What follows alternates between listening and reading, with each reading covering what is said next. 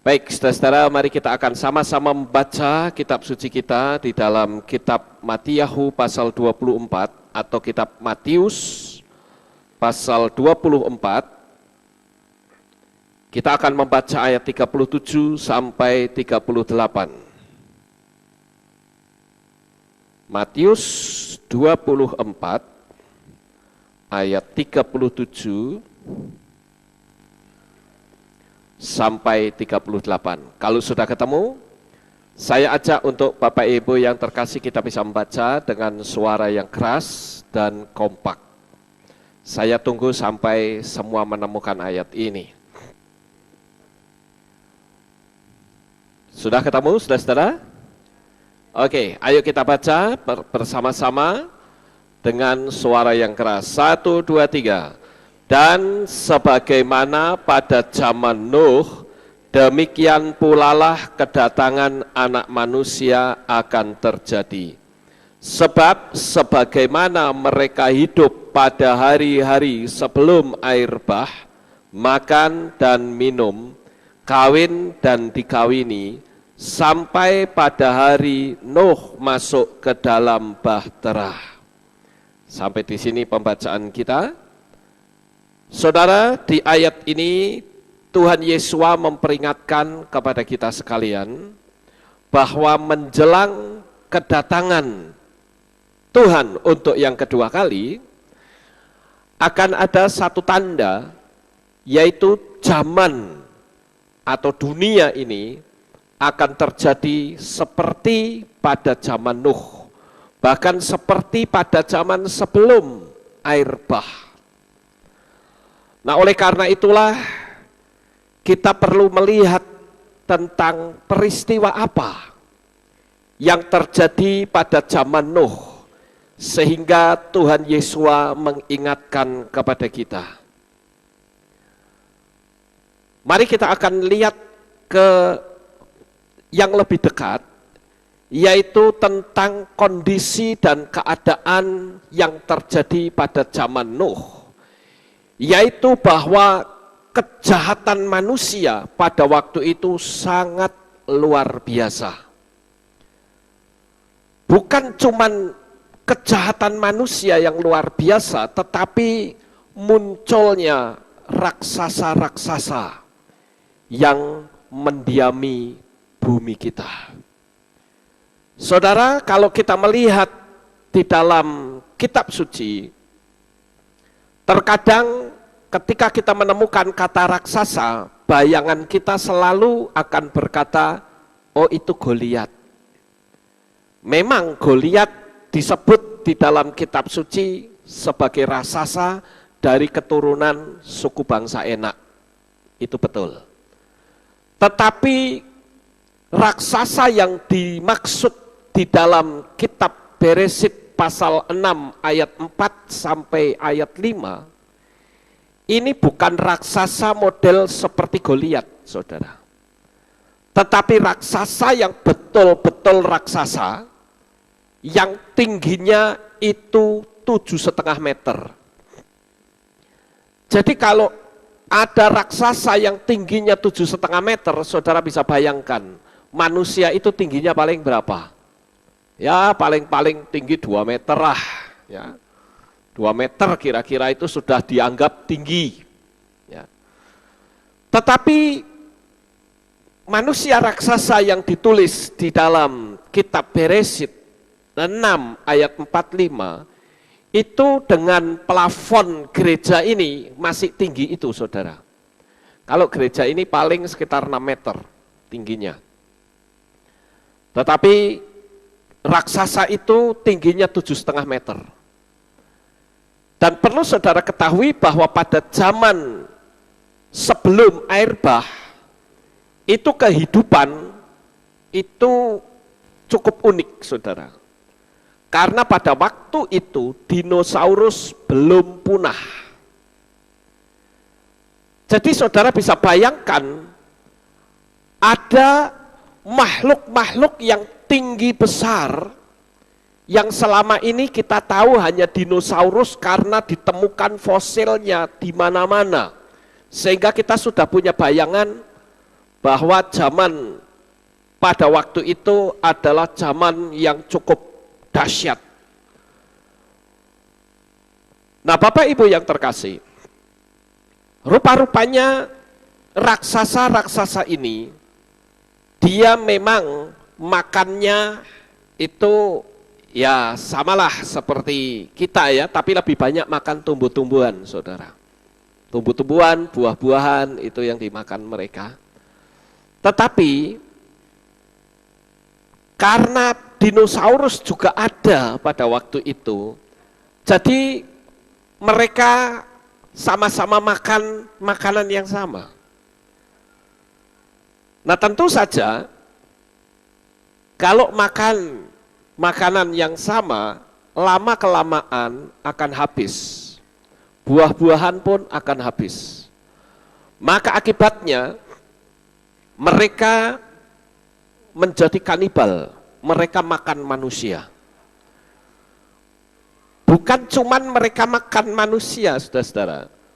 Akhirnya terjadi banyak sekali perburuan manusia raksasa ini. Seperti yang saudara lihat di sini ada satu gambar, ya, bagaimana manusia-manusia biasa itu sedang berburu manusia raksasa. Siapakah manusia raksasa ini? Manusia raksasa ini sebetulnya adalah keturunan malaikat yang jatuh. Mungkin saudara akan berkata, bagaimana mungkin malaikat bisa berhubungan dengan manusia? Sedangkan kitab suci kita itu memberitahu bahwa malaikat itu tidak berjenis kelamin. Saya katakan benar. Kalau dia sedang dalam wujud malaikat, memang dia tidak berjenis kelamin. Tetapi saudara perlu tahu bahwa malaikat itu hidup di dunia supranatural. Dunia supranatural itu bisa mengubah diri dengan cara seperti apa?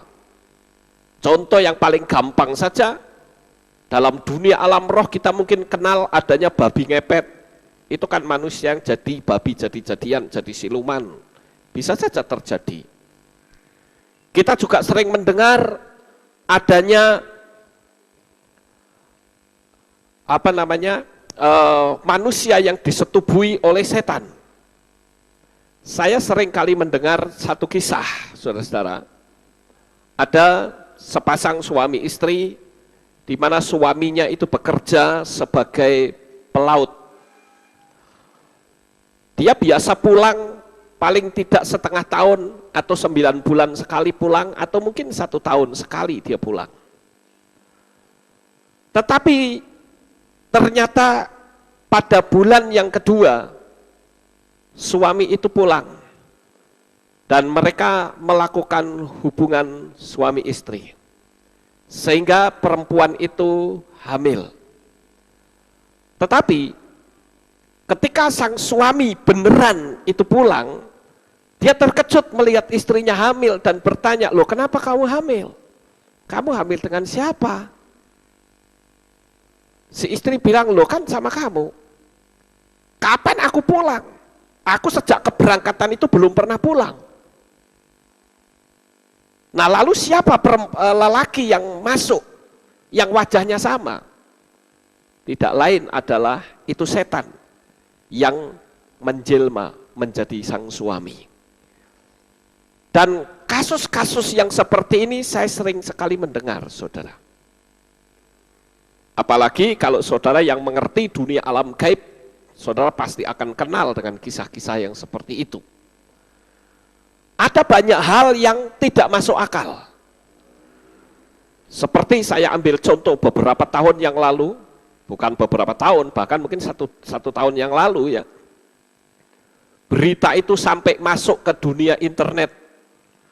Ada bis pahala kencana kalau tidak salah, bersama dengan truk trailer yang membawa semen. Tiba-tiba truk trailer dan bis itu ada di tengah hutan rimba. Padahal kiri kanannya itu pohon semuanya. Dan peristiwa itu sudah terjadi 3 kali itu. Yang pertama seorang polisi yang masuk ke tengah hutan tidak bisa keluar. Dan yang kedua grup ketoprak, saudara. Grup ketoprak yang ditanggap orang, dia main semalam-malaman, tapi ternyata begitu dia sadar, dia ada di tengah hutan. Sementara yang punya gawe sedang menunggu ketopraknya, grupnya kok tidak datang. Padahal si grup ketoprak ini sedang manggung di tengah hutan, saudara. Itu dunia supranatural. Bis dan truk yang masuk ke tengah hutan itu pun bukan sebuah cerita fiksi, tapi kisah nyata. Itu terjadi di daerah Blora. Saya sempat membaca kisahnya dan bahkan ada fotonya di situ. Nah, saya katakan itulah dunia supranatural, dunia yang sangat unik. Nah, oleh karena itu saudara, agar kita memiliki bayangan betapa jahatnya manusia pada zaman Nuh pada waktu itu, apalagi munculnya manusia-manusia raksasa ini, di mana ada malaikat-malaikat yang sebetulnya mereka punya tugas untuk mengawasi, yang dikenal dengan watcher angel atau malaikat pengawas. Ternyata malaikat-malaikat ini justru menyetubui wanita-wanita, sehingga lahirlah keturunan yang posturnya nggak umum, saudara. Di dalam teks bahasa Ibrani, kata raksasa itu ditulis dengan kata Nephilim. Nah, untuk kita bisa lebih dekat ke sana, ayo kita akan baca kisahnya, supaya saudara tidak mengatakan, oh ini cerita fiksi. Mari kita akan buka terlebih dahulu di dalam kitab Beresit pasal 6, kitab Beresit pasal yang ke-6 atau kitab Kejadian, ayatnya yang ke-4 sampai ayat yang ke-5. Kalau sudah ketemu, ayo kita baca lagi bersama-sama, saudara. 1, 2, 3.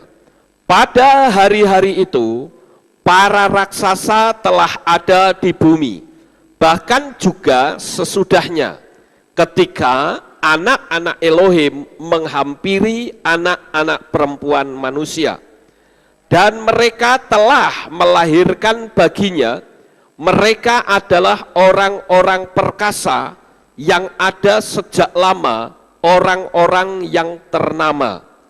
Dan Yahweh melihat bahwa kejahatan manusia demikian besar di bumi, dan setiap angan-angan pikiran hatinya semata-mata jahat sepanjang hari.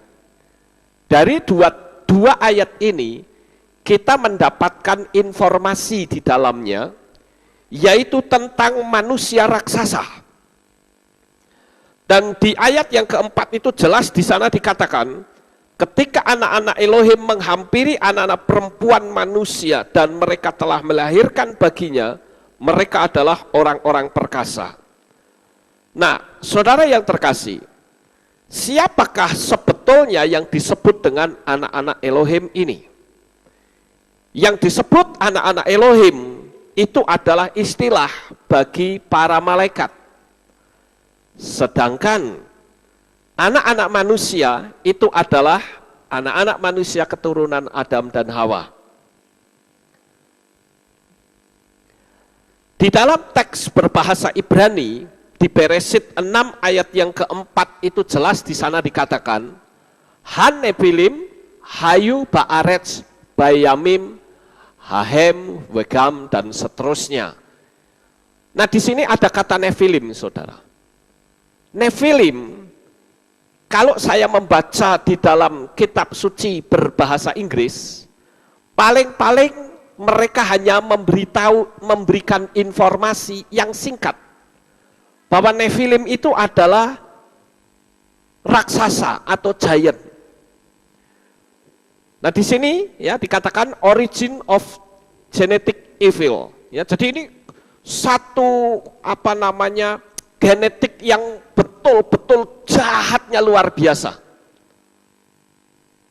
Nah saudara yang terkasih, seperti yang kitab suci katakan bahwa angan-angan dan pikiran hatinya semata-mata jahat sepanjang hari. Apa yang dipikirkan itu tidak lain hanyalah untuk mementingkan diri sendiri, bila perlu menghabisi lawannya. Cuman yang menarik perhatian saya di sini adalah tentang Nephilim atau manusia raksasa. Nah di zaman Nuh, kalau saudara membaca di dalam kitab Henokh saudara tidak akan temukan di dalam kitab suci kita. Karena kitab suci kita itu jumlahnya cuma 66 saja. Tetapi kitab Henokh itu termasuk kitab yang hilang. Saya mempelajari bahwa sebetulnya ada kitab-kitab yang terhilang yang pada waktu kanonisasi, kalau tidak salah tahun 91, itu disingkirkan. Enggak dianggap sebagai apokrif saja. Sehingga itu disembunyikan, saudara. Saya tidak akan menyebut siapa yang menyembunyikan. Karena itu bukan kepentingan kita, walaupun saya tahu. Saya nggak akan cerita, tapi yang penting kita tahu bahwa ada kitab-kitab yang disembunyikan. Salah satu di antaranya adalah kitab Henokh.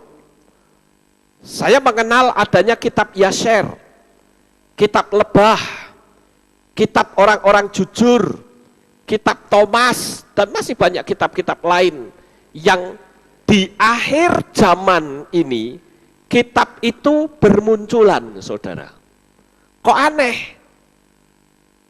Sekaligus pembuktiannya itu ada pada fosil-fosil yang ditemukan. Nah, Bapak Ibu yang terkasih, di sini kita melihat dengan penerangan ini bahwa betul-betul kedatangan Tuhan itu sudah sedemikian dekat, yaitu dengan munculnya kitab-kitab yang tersembunyi pada waktu itu, tetapi di akhir zaman dimunculkan kembali. Apabila kita mau membaca kitab Nabi Daniel pasal 12, maka saudara akan menemukan atau saudara akan melihat bahwa betul ada kitab yang disembunyikan oleh Tuhan melalui Daniel. Tetapi di akhir zaman, kitab yang tersembunyi itu dikeluarkan kembali. Bapak Ibu yang terkasih, mari kita akan sama-sama membaca di dalam kitab Daniel pasal 12. Kita akan baca kitab Nabi Daniel pasal 12 dan kita akan membaca ayat 4, 9, dan 10. Saya akan tunggu sampai Bapak Ibu menemukan ayat ini. Oke, mari kita sama-sama membaca dengan suara yang keras. 1, 2, 3. Tetapi engkau, hai Daniel, sembunyikanlah segala firman itu dan meteraikanlah apa? Kitab itu sampai pada akhir zaman. Banyak orang akan berlari kian kemari dan pengetahuan akan bertambah. Jadi di ayat ini kita menemukan bahwa ada firman dan kitab yang dimeterai dan disembunyikan. Tetapi di akhir zaman maka kitab itu akan dikeluarkan kembali. Nah, saudara yang terkasih, kita akan lihat pada ayat yang ke-9 dan ayat yang ke-10. Mari kita baca lagi. Tadi ayat 4, sekarang 9 dan 10. Mari kita baca, 1, 2, 3. Dan dia berkata, pergilah Daniel, sebab firman ini akan tertutup dan termeterai sampai akhir zaman. Banyak orang akan dibersihkan dan disucikan dan dimurnikan. Namun orang-orang jahat akan berbuat jahat, yang tidak seorang pun dari orang jahat itu akan memahaminya, tetapi orang yang bijaksana akan memahaminya. Jadi kondisi di akhir zaman nanti yang sebetulnya kita sudah ada di akhir zaman, kita akan melihat peristiwa yang sama seperti pada zaman Nuh, di mana orang yang jahat semakin jahat, yang bijaksana semakin bijaksana. Nah, Bapak Ibu yang terkasih, barangkali kita akan membuat sebuah pertanyaan. Untuk apa kitab-kitab itu kok harus disembunyikan? Ternyata kalau kita membaca di dalam kitab Nabi Yeremia pasal 5 ayat 31, pasal 8 ayat 8, ayo kita baca sama-sama saudara, supaya kita bisa konsentrasi. Kita akan membaca Yeremia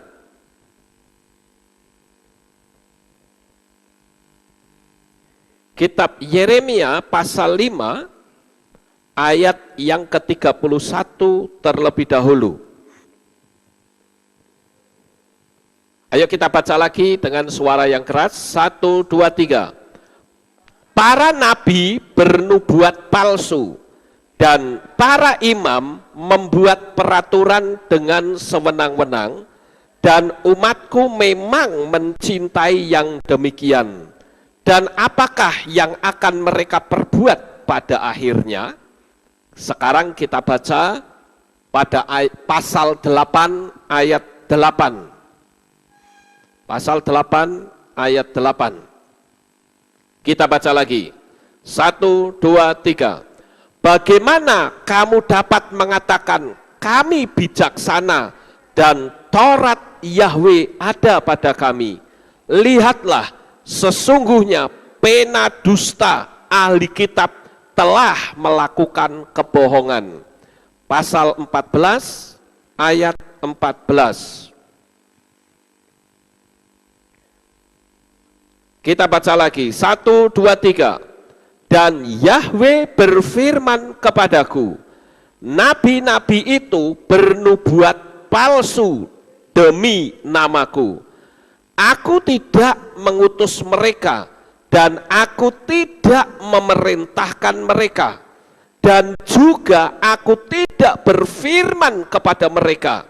Mereka bernubuat kepadamu tentang penglihatan palsu, ramalan yang tidak berguna, dan itu kebohongan pada hati mereka. Kalau saya memperhatikan ayat ini, terjadi paralel seperti yang terjadi pada masa kini, khususnya pada waktu pemberitaan nama Bapak Yahweh. Ada beberapa pendeta-pendeta yang cukup ternama, mohon maaf saya tidak sebut namanya untuk menjaga etika. Pendeta-pendeta ini berkata, saya seringkali naik turun surga, dan saya sempat tanya kepada Tuhan. Saya tanya, Tuhan, kamu itu sebetulnya namamu siapa sih, kok di dunia ini banyak gonjang-ganjing tentang nama? Jane namamu ki sopo? Wong Tuhan itu ngomong sama saya, aku ki medundang sopo wae aku gelem. Haduh, betulkah ini nubuat, saudara? Saya katakan ini bukan nubuat, tapi lubuat. Ya. Ngeri sekali, saudara. Dan anehnya, jemaat nurut, saudara. Ini sama persis seperti kitab ini, saudara. Gembalanya nubuatnya palsu, tapi jemaatnya senengi luar biasa, digobloki nurut, saudara. Saya dari tempat ini dan di mana-mana saya katakan, Keselamatan hanya ada di dalam Bapak Yahweh. Di luar itu tidak ada keselamatan, saudara. Dan itu saya tegas, saya tidak takut kepada siapapun. Karena saya tahu bahwa itu hukum yang kitab suci tulis. Aneh sekali orang berkata haleluya, tetapi Bapak Yahweh-nya ditolak. Saya bahkan ketemu dengan teman saya sendiri, gerejanya cukup besar, jumlah jemaatnya lebih dari 10.000 orang. Saya sempat bertanya, Jane ngerti apa tidak kamu? Dia bilang, saya tahu, tapi ya nanti, tidak usah sekarang. Ini kan keji banget, saudara. Nubuat-nubuatnya palsu. Maklum, saya hanya berpikir ini Tuhannya di perut, saudara. Takut kalau piringnya jomplang. Ini mengerikan sekali, saudara. Ini saya katakan ini sama persis seperti yang dikatakan. Makanya ada kitab yang harus disembunyikan untuk menjaga kemurnian. Sekarang kita akan baca pasal 23. Pasal 23. Ayat 25 sampai 26. Mari kita baca lagi, 1, 2, 3. Aku telah mendengar apa yang diucapkan para nabi. Mereka bernubuat palsu di dalam namaku dengan mengatakan, aku telah bermimpi, aku telah bermimpi. Sampai kapan hal ini ada di dalam hati para nabi yang menubuatkan dusta? Ya, mereka dalam hatinya adalah para nabi pembohong. Ngeri sekali, saudara. Saya sangat bersyukur Koh Alip berani bersaksi. Artinya berani menanggalkan gengsinya. Dia tinggalkan gereja ini 9 tahun, dia tinggalkan gereja ini. Karena pada waktu itu gereja ini awal mula memberitakan nama Yahweh tahun 2000 dan belum ada institusi gereja yang terang-terangan memberitakan, baru di sini. Sehingga dianggap aneh dan Koh Alip keluar.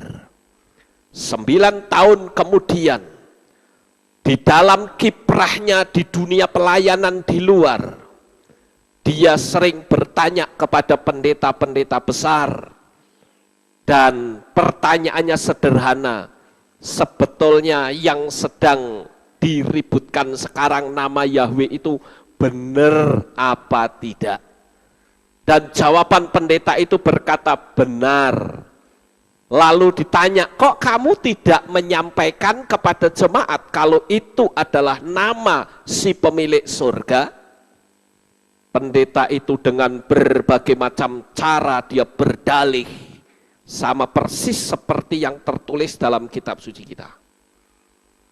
Mereka bernubuat bohong, sehingga Koh Alip berani menanggalkan gengsinya, dan dia katakan, aku akan kembali ke Alfa Omega, karena aku tahu di tempat ini ada kebenaran. Itu prinsip yang tegas tentang keselamatan, tidak mencela-menceli, saudara. Kita lihat ayat yang terakhir, pasal 27 ayat yang ke-10. Pasal 27 ayat yang ke-10. Ini alasan kenapa ada kitab yang disembunyikan. Sengaja Tuhan lakukan ini. Karena kalau tidak, wah, bisa-bisa kitab itu jatuh ke tangan orang yang mencela-menceli ini. Nabi-nabi palsu yang bernubuat palsu bisa diubah semua dalamnya, saudara. Kita baca ayat yang ke-10, 27, 10. Sebab mereka bernubuat palsu kepadamu untuk menjauhkan kamu dari tanahmu, agar aku menghalau kamu keluar dan kamu akan binasa. Sekali lagi saya ingatkan jemaat Tuhan, jangan main-main tentang nama. Kita sudah bicara nama, ini menyangkut keselamatan kita. Jangan kita berkata mereka panggil si A, saya tak panggil Yahweh. Ya kalau begitu ke agama lain saja yang Tuhannya sama. Ketika mereka menyembah si A, saudara panggil nama Yahweh. Tetap tidak bisa. Menurut firman Tuhan, itu tidak bisa. Nah sekarang kita akan kembali ke kitab yang tersembunyi tadi, yang dibuka, yaitu kitab Henokh. Kitab Henokh adalah kitab yang menyingkap peristiwa sebelum Nuh, saudara, sebelum air bah. Inilah kitab yang disembunyikan dan dibuka kembali di akhir zaman dengan bukti-bukti yang bermunculan di mana-mana. Saya akan bacakan untuk saudara, yaitu kitab Henokh pasal yang ke-6.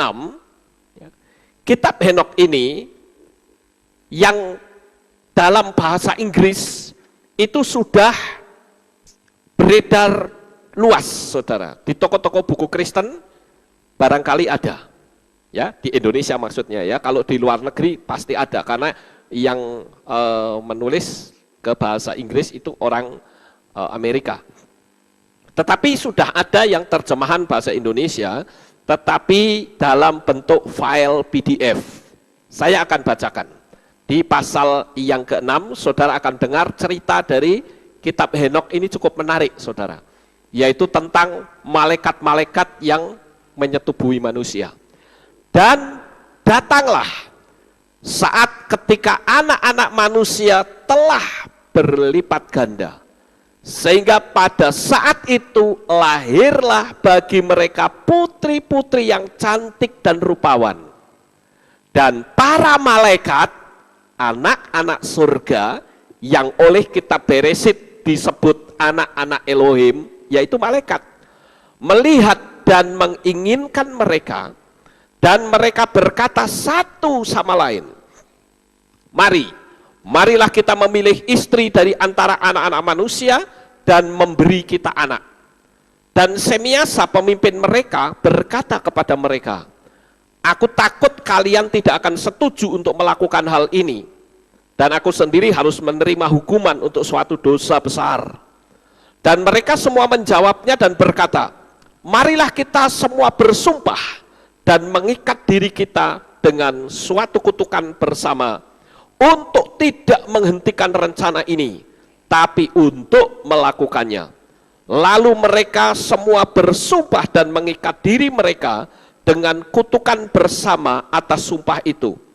Dan jumlah mereka semuanya 200 orang atau 200 malaikat ya, yang turun pada masa Yared di puncak gunung Hermon, dan mereka menyebutnya gunung Hermon karena mereka telah bersumpah dan mengikat diri mereka dengan kutukan bersama atas sumpah itu. Dan inilah nama pemimpin-pemimpin mereka. Ini nama-nama malaikat yang mungkin asing bagi saudara. Karena dalam dunia iman Kristen, malaikat yang dikenal itu cuma hanya Gabriel dan Mikael. Hanya itu. Yang lain nggak ada, saudara. Dalam arti ya cuma sedikit sekali. Tetapi kalau kita melihat di kitab yang terhilang, ternyata kita temukan banyak sekali nama malaikat. Ya.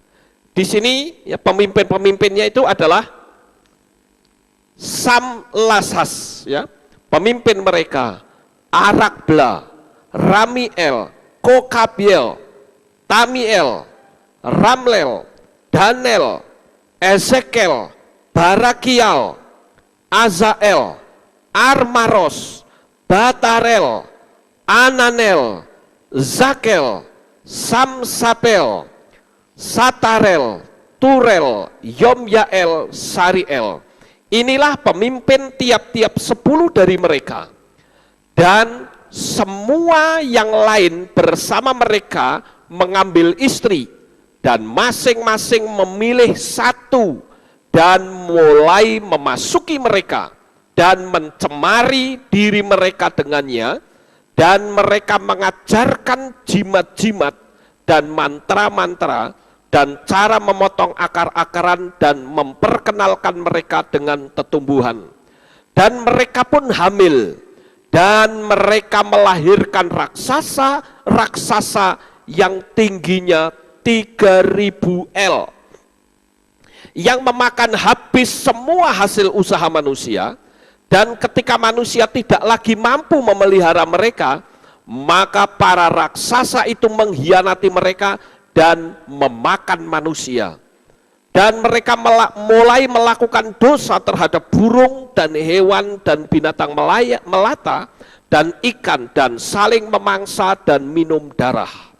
Lalu bumi menjatuhkan tuduhan bagi orang yang tak berhukum.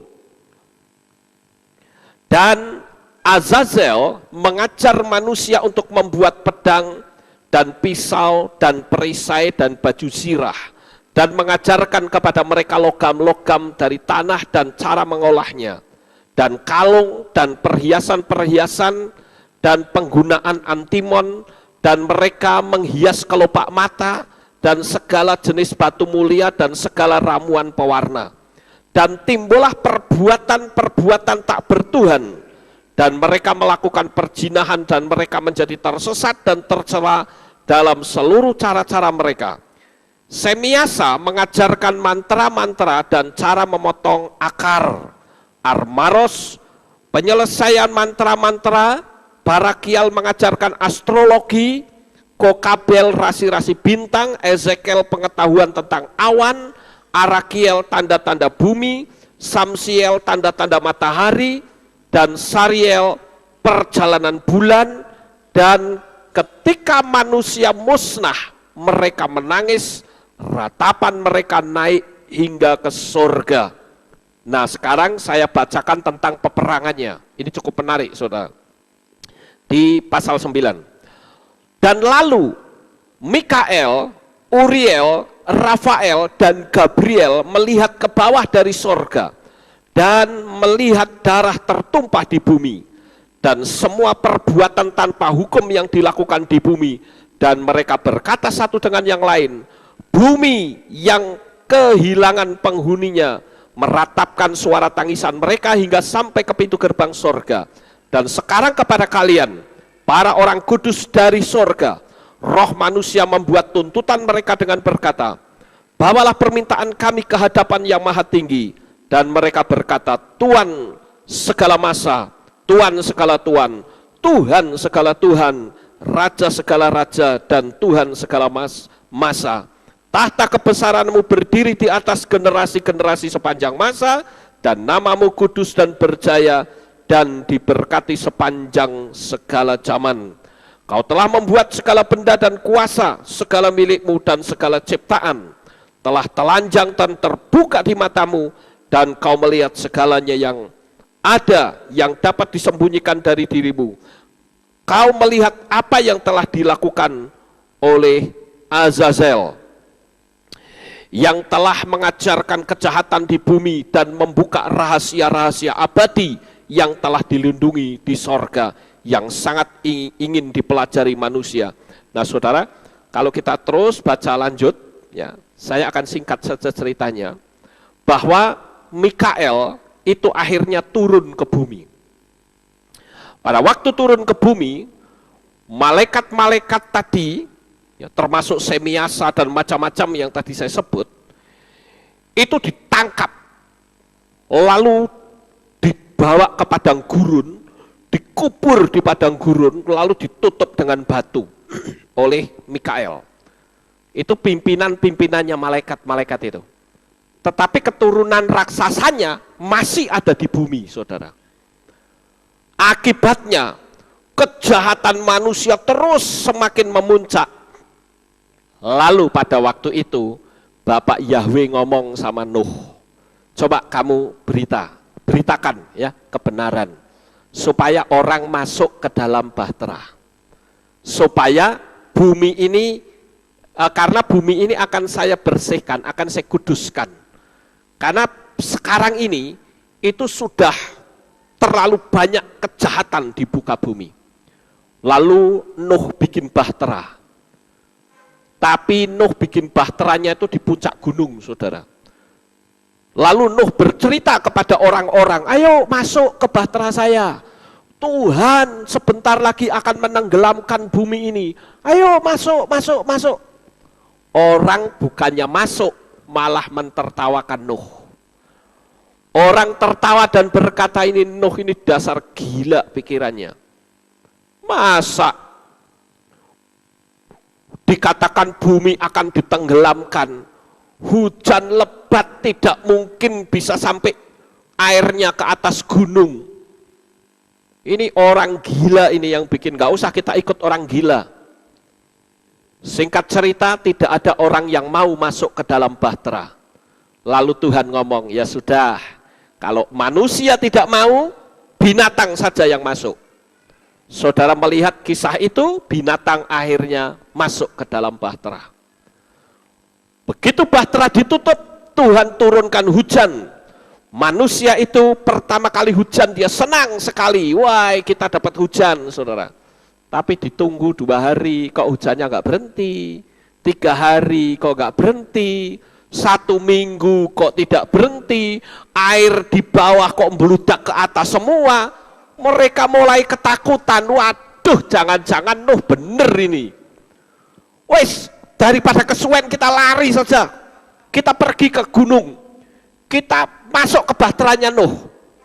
Mereka lari ke gunung, saudara. Tapi sayang sekali bahtera itu sudah ditutup. Mereka gedor-gedor ketok pintu, nggak bisa dengar. Karena bahteranya gede, kayunya juga tebel-tebel. Jadi ketok-ketok pintu nggak akan bunyi. Paling pluk-pluk-pluk gitu, saudara.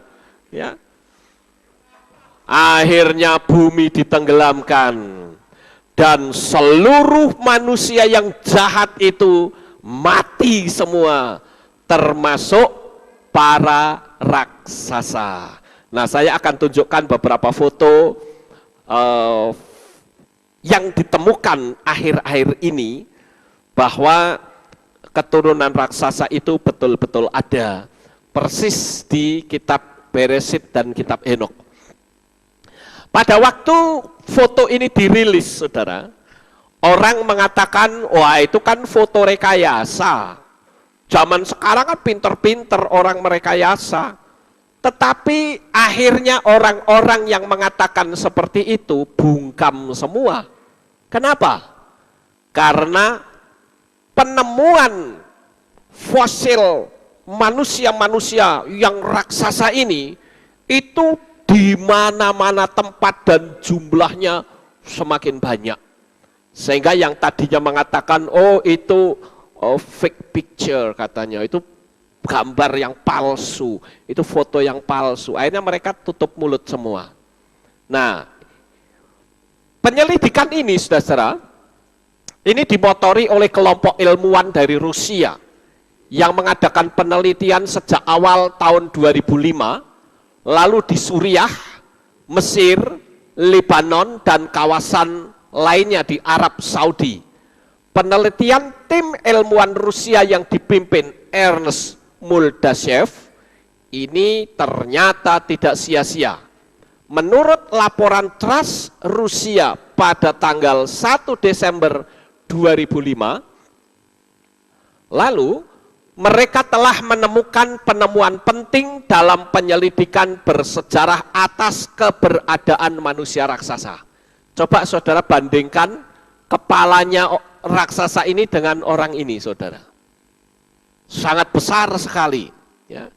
Kemudian ditemukan lagi, ini kok malah jadi, ini penemuan tengkorak, saudara, tapi sudah agak rusak ya. Sudah agak rusak, saudara, karena dimakan usia. Nah, coba saudara lihat, ini kepalanya sekian, ini tulang lehernya gede-gede segini, saudara. Ini tulang lehernya. Ya. Jadi kalau tingginya 7,5 meter, ya mupakat, saudara ya, karena dilihat perbandingannya. Lah ini manusia ya dimakan, dikeletak kayak makan bergedel saja, saudara. Ya. Nah, ini juga penemuan-penemuan yang terjadi di mana-mana tempat. Ya. Ini. Nah, saudara lihat itu perbandingannya. Kalau seperti ini, waduh lah, ini makannya mau berapa saudara? Rebutan sama dinosaurus, ya mesti kalah ya. Manusianya kalah, kecil-kecil segini kok makannya paling satu piring. Ya kalau satu piringnya ini ya mungkin saupilnya ini kali ya. Ya saudara. Nah ini dia. Ya kita lihat ini. Foto-foto ini juga waktu diadakan penggalian ya mereka ditemukan cukup banyak di mana-mana saudara. Ya ini juga, ya ini saudara lihat ini ya perbandingannya cukup besar. Bahkan ada juga yang ditemukan di laut, bukan cuma di daratan, tapi di laut juga saudara ya. Ya nggak tahu itu kentir sampai ke laut atau bagaimana ya. Nah ini juga ya. Ya kita lihat ini betapa ngeri sekali. Nah ini perbandingannya saudara. Manusia normal ini seperti ini. Tapi saudara lihat ini manusia raksasanya kayak begini ya, tinggi sekali. Nah ini juga cuman ngangkut, bawa kepala aja mesti pakai geledekan loh saudara. Ya. Nah ini juga ya, di mana-mana ditemukan manusia raksasa. Kalau kita nggak ngerti kitab suci kita akan berkata, oh itu fiksi saudara, itu rekayasa. Tapi karena kita membaca kitab Henokh, maka kita tahu bahwa bumi kita memang pernah didiami manusia raksasa. Ya, kita lanjut. Nah, ini yang sudah ditaruh di museum, sudah dibersihkan, sudah dialusi. Nah, ini ditaruh di museum, saudara, supaya orang bisa nonton lebih jelas, gitu ya. Nah ini juga ya, ini penemuan yang terjadi di mana-mana tempat. Nah ini tulang tangan saja segini loh saudara. Nah ini adalah fosil mata. Matanya segede ini. Ini bola matanya saudara ya, ada yang mengeras dan tidak hancur ya, ternyata ditemukan. Nah ini adalah berita-berita tentang penemuan ya tengkorak raksasa atau giant skull. Nah ini juga ya, ini apa berita-berita yang sudah beredar. Ini juga ya foto-foto yang cukup membuktikan bahwa kitab Henokh itu benar saudara. Dan kitab Kejadian, kitab Beresit itu juga benar mencatat manusia raksasa. Ya. Nah ini saudara lihat, ini juga tengkorak ini, ya ini matanya, ini hidungnya, ini mulutnya. Tapi ini mungkin masih dalam proses penggalian ya, saudara, belum selesai. Kemudian juga ditemukan manusia raksasa tetapi bersayap saudara. Ini cukup unik penemuan ini saudara. Yang jadi pertanyaan, mungkinkah salah satu dari malaikat yang sedang dalam terbentuk fisik lalu dibunuh oleh Mikael? Bisa saja terjadi, ya. Dan mereka sedang menggenggam pedang ini, mereka sedang berperang, ya, tetapi kalah mereka, mati. Ya ini juga, ya penemuan manusia raksasa terjadi di mana-mana. Nah, ini kan juga baru kelihatan separuh, saudara.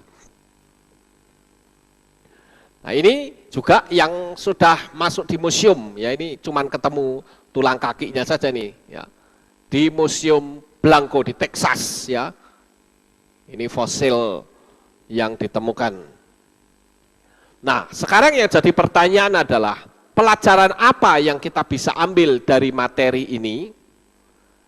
Yang pertama adalah raksasa yang jahat ini merasa tak terkalahkan, bahkan tidak bisa dimusnahkan karena merasa mereka keturunan malaikat, tetapi punah oleh kuasa Tuhan. Artinya apa? Kesombongan adalah awal dari kejatuhan manusia. Kalau kita tahu bahwa kesombongan adalah awal dari kejatuhan manusia, saudara harus berhati-hati agar saudara tidak sombong.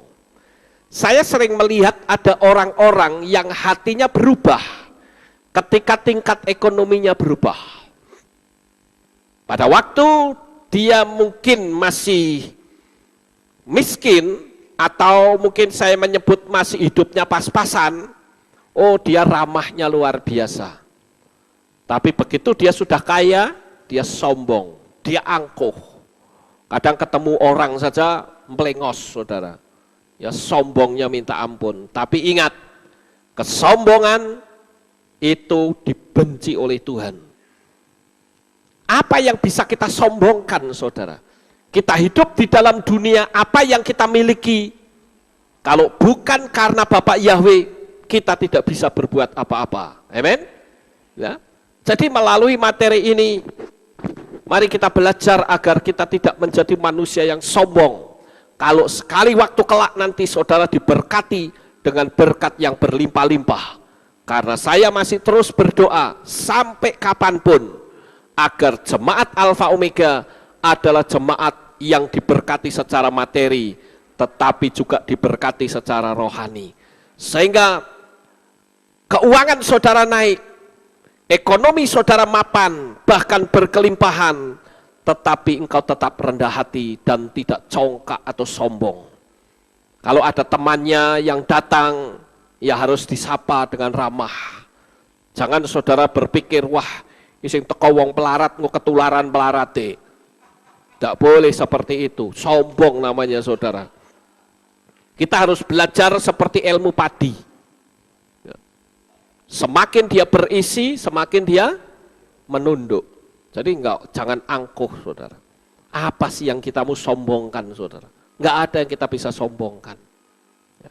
Kemudian yang kedua, pelajaran yang kedua yang bisa kita ambil adalah orang-orang pada zaman itu tidak peduli dengan hal-hal yang bersifat rohani dan mengabaikan peringatan Tuhan. Untuk hal yang kedua ini penting, saudara harus pahami. Jangan sampai saudara berkata, saya tak cari duit, dan cari duit terus. Saya katakan saudara cari duit tidak salah. Tapi kalau sampai saudara cari duit dan melupakan Tuhan, itu bermasalah di hadapan Tuhan. Dan saya beritahu, sebanyak apapun uang yang saudara miliki, sebutlah saudara berhasil dalam mencari duit sampai dapat 1 triliun lebih. Tetapi ketika zaman anti Hamasyah berkuasa di muka bumi ini, uang saudara tidak akan pernah bisa saudara nikmati. Untuk bisa nikmati, maka saudara harus menjadi member dari Triple Six atau anti Hamasyah. Dan kalau saudara menjadi member 666, berarti secara otomatis diri saudara sudah diserahkan kepada setan. Itu menurut kitab Gilyahna atau kitab Wahyu. Oleh karena itu jangan sampai saudara lupa beribadah. Jangan saudara anggap enteng peribadatan seperti ini, saudara. Makanya kita memberi 3 fasilitas di gereja ini untuk umum. Minggu pagi dan sore, hari Rabu, dan hari Sabat. Jangan kita berpikir, apa bedanya dengan Kristen yang lain. Kita beda, saudara. Kita tetap punya prinsip kebenaran firman Tuhan. Orang yang tidak menyembah Bapa Yahweh dan tidak ibadah, tidak mungkin bisa selamat sampai surga. Sebab di surga itu nanti adanya ibadah. Bukan seperti kepercayaan lain, nanti di surga akan ketemu dengan berapa bidadari. Ya. Nah, kalau bertemu dengan beberapa bidadari, lalu apa yang ada di pikiran orang yang masuk surga? Terus pertanyaannya, bagaimana dengan yang wanita yang masuk surga? Nanti akan dapat bidadara. Ya tidak mungkin, saudara. Ya. Jadi kita hidup di dunia ini, kita jangan terus cari duit. Ingat, kedatangan Tuhan sudah sedemikian dekat. Tanda-tandanya sudah nyata. Ya. Jangan main-main untuk hal ini, saudara. Saya wanti-wanti betul. Saya kadang heran kalau ada orang yang tidak ibadah sampai 1 bulan kok tenang-tenang saja. Tidak ada kegelisahan sama sekali di hati. Itu ngeri, saudara. Saya kadang sampai bertanya, jangan-jangan Tuhan sudah tidak lagi bicara di hati saudara. Jangan-jangan saudara sudah ditinggalkan Tuhan. Makanya kita sebagai anak-anak Tuhan, ayo persiapkan hati kita untuk setia. Saudara cari duit silahkan. Karena firman Tuhan katakan, kalau engkau tidak bekerja jangan makan. Tetapi kalau sampai saudara bekerja dan melupakan Tuhan, saya khawatir ketika masing-masing nanti terangkat, saudara akan tertinggal. Lalu pertanyaannya, uangnya mau dipakai oleh siapa? Saudara mau pakai? Nggak bisa, kecuali saudara jadi member, silahkan. Saudara tetap memiliki uang yang saudara cari. Tapi orang yang jadi member anti Hamasya itu sama saja menyerahkan diri kepada setan. Dan ingat, pada masa itu orang yang tidak mau jadi member, dia akan mengalami siksaan yang maha dahsyat. Dan kitab Gilyahna mengatakan bahwa maut itu lari meninggalkan manusia. Jadi kalau orang itu ditusuk lehernya, biasanya mati, gak akan mati saudara. Karena maut lari. Kita disiksa, mungkin telinganya dipotong atau kepalanya dipotong separuh, tapi tetap tidak bisa mati saudara. Akan ada peristiwa yang sangat mengerikan, dan itu menurut kitab suci akan terjadi pada tiap-tiap hari Sabat, untuk mencemarkan Sabat yang oleh Tuhan itu dikuduskan. Nanti pada zaman anti Hamasya, di hari Sabat akan banyak pertumpahan darah di atas muka bumi ini. Persiapkan diri saudara, agar ketika Yesua datang, kita akan menyongsong Tuhan di awan-awan yang permai. Yang berikutnya, yang ketiga, orang ternama dan terkenal itu bukan karena prestasi, tetapi terkenal karena kecenderungan hatinya yang jahat, terkenal karena kejahatannya. Dan peristiwa yang terjadi pada zaman Nuh sudah terjadi di zaman sekarang. Saya kadang merenung saudara, zaman dulu orang bisa masuk televisi, wah itu bangganya luar biasa. Dan orang yang bisa diberitakan di televisi, itu biasanya orang-orang yang punya prestasi. Prestasi dalam kehidupan ini. Tetapi sekarang tidak perlu punya prestasi. Tukang copet saja bisa masuk televisi saudara. Ya. Jadi kalau kita perhatikan di zaman sekarang, orang mau masuk dan menjadi terkenal gampang, lakukan saja kejahatan, nanti langsung diekspos sedemikian hebat. Koruptor masuk di televisi. Luar biasa sekarang ini saudara. Zaman dulu pada zaman Nuh, orang saling makan-makan orang saudara. Sekarang pun sudah terjadi. Walaupun wujudnya bukan raksasa seperti dulu. Ada ungkapan yang pernah saya dengar, ketika kita masih miskin, kita akan berkata, besok saya makan apa ya? Kalau sudah mulai berkecukupan, kita akan berkata, kita mau makan di mana? Tapi setelah orang itu berkelimpahan, sudah menjadi raksasa dalam keuangan, dia akan berpikir, siapa yang akan saya makan besok? Saudara perhatikan persaingan perdagangan seperti itu saudara. Ketika dia sudah menjadi raksasa uang, wah, bila perlu lawan-lawannya libas, makan semua, habisin saudara. Kondisinya sama seperti pada zaman Nuh. Sehingga berakibat terjadi kegoncangan dalam perekonomian. Ujung-ujungnya orang-orang yang kelasnya standar dalam ekonomi yang mengalami penderitaan. Sama seperti zaman dulu. Raksasa-raksasa itu saling baku hantam, mungkin dengan binatang-binatang purba, mungkin dengan orang-orang yang berusaha untuk memerangi. Akibatnya apa? Ujung-ujungnya darah tertumpah di mana-mana. Kondisi keadaan zaman akhir ini sudah persis sama dengan kondisi pada zaman Nuh. Oleh karena itu, ayo kita siapkan hati kita untuk selalu dekat dan mengasihi Bapak Yahweh, agar supaya ketika Dia datang, kita akan selamat sampai di dalam surga. Sukses besar untuk saudara. Bapak Yahweh memberkati.